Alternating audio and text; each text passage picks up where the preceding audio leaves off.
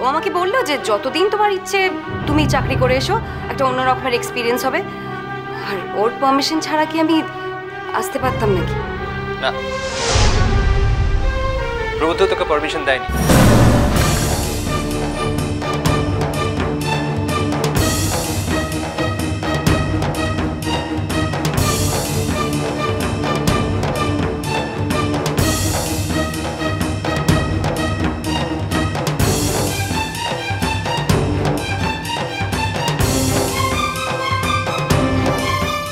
প্রভুত্ব তো নিজেই বলেছে যদি আসতে মত না দিত তাহলে কি দিনের মধ্যে এতবার করে ফোন করতো নাকি?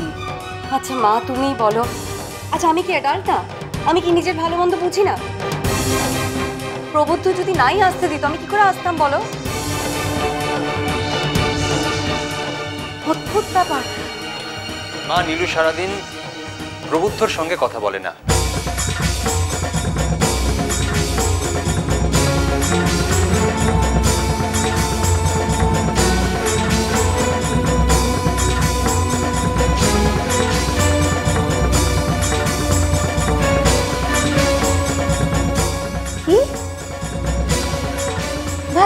কি বলিস? আমি তো দেখি সারাদিন যতক্ষণ নীলু বাড়িতে থাকে প্রভুত্ব বারবার ফোন করে ওর সাথে কথা বলে। কিন্তু ফোনটা যে সবসময় প্রবুদ্ধতায় করে তুমি এতটা শিওর হচ্ছে কি করে? বাড়ির মেয়ে কি কথা উঠছে? নীলুই তো বলে যে এই তো তোমাদের জামাই ফোন করছে।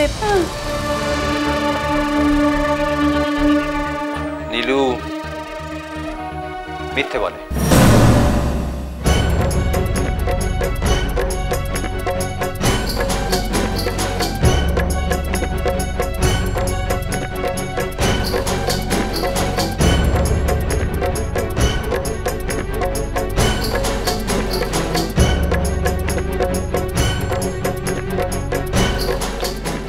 আমার মনেও ঠিক এই সন্দেহটাই ছিল।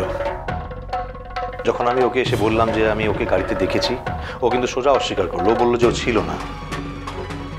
তখনই আমি ভেবেছিলাম একবার প্রবুদ্ধতাকে ফোন করি, ফোন করে জিজ্ঞেস করি যে দিয়ার এই চাকরিটার ব্যাপারে প্রবুদ্ধতার মত ছিল কিনা। কিন্তু বিভিন্ন ঝুট ঝামেলায় পড়ে আর সেটা করে ওঠা হয়নি। আমি করেছিলাম। তুই ফোন করেছিলিস?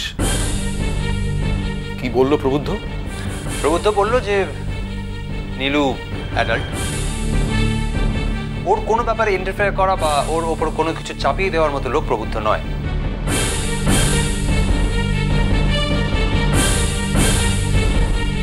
আর হ্যাঁ, তার সঙ্গে এটাও বলেছে নীলু এখানে আসার পর থেকে আজ অব্দি ওর সঙ্গে বড় জোর পার্ট দুয়েক একটুখানি কথা হয়েছে ফোনে, তা ওই ডিঙ্কার ব্যাপারে।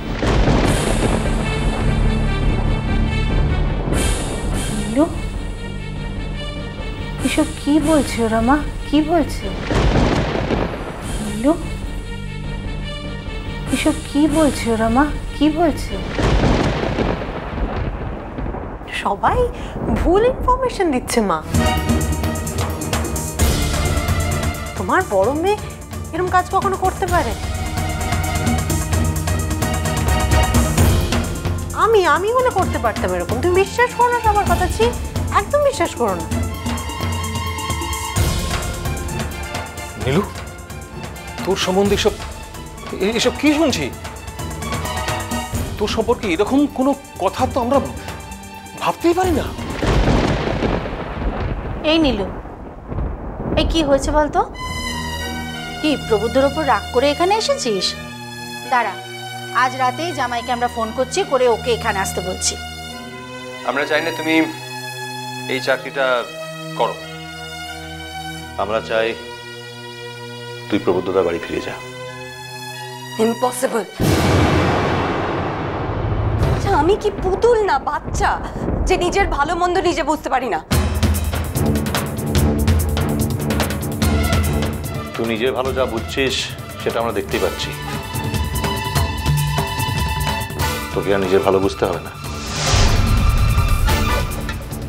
নীলু মা, তুই এসব কি করছিস মা গো? আচ্ছা তোর বাবা যদি জানতে পারেন তাহলে কি হবে বুঝতে পারছিস? তুই নিজে ব্যাগ প্যাক করে নে, এই উইকেন্ডে আমরা দিল্লি যাব। না, আমি চাকরিটা করব, এই চাকরিটাই করব, আর কলকাতাতেই থাকবো। আমি দরকার হলে এই বাড়ি থেকে চলে যাব, কিন্তু কলকাতাতেই থাকবো। No way. নীলু, তোর চাকরি করার আসল উদ্দেশ্যটা কি আমাদের কাছে সেটা এখন পরিষ্কার হয়ে গেছে।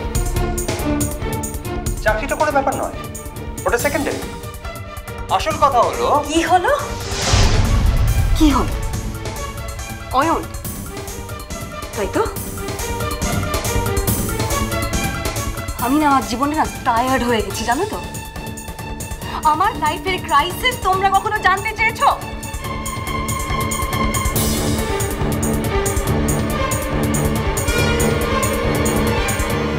চাওনি, তাই আমিও বলিনি। আমি ভেবেছিলাম একাই সলভ করব, কিন্তু তোমরা ডিসাইড করে দেবে না আমি কার সাথে থাকবো আর কার সাথে থাকবো না।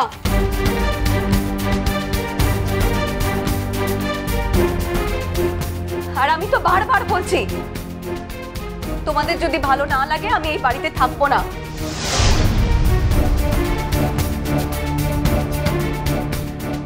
আমি অয়নের কাছে যাব, অয়নকে এর পেনাল্টি দিতেই হবে।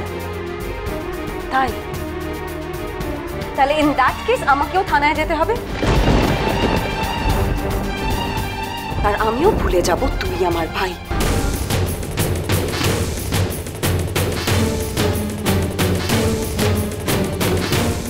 নীলু, আরে ক্রেজি, এসব কি কথা বলছিস কি তুই? বাবা, জল তো তাহলে অনেক দূর করিয়েছে। ইমিডিয়েটলি এর প্রতিবিধান করতে হবে। কোনো লাভ হবে না মেজকামনি, আমার জীবনের ডিসিশন আমি আমার হয়ে অন্য কাউকে নিতে দেব না।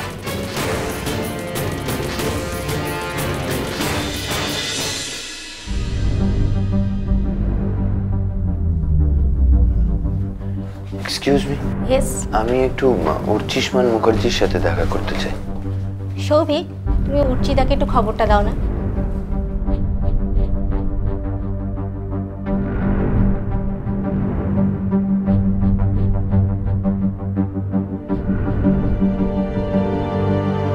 অর্চিতা, আসবো?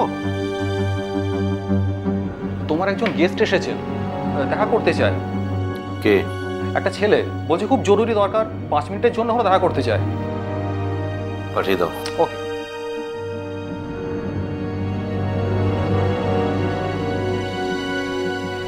অর্চিতা ঘরেই আছেন, আপনি যান। ওকে, সোজা গিয়ে ডান দিকে প্রথম ঘর। Thank you.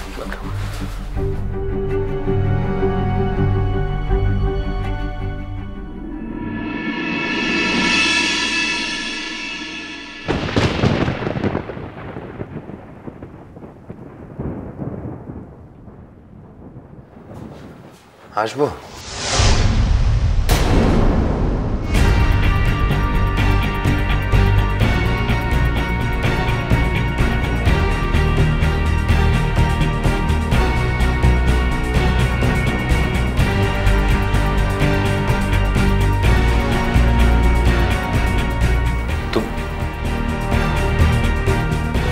আপনি আসুন, বসুন।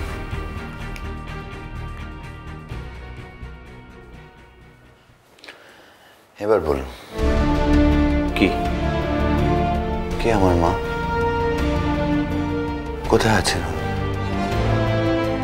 আমি কথা দিচ্ছি যে আমি কোনো রকম ডিস্টার্ব করবো না, শুধু একবার দেখা করে চলে আসবো।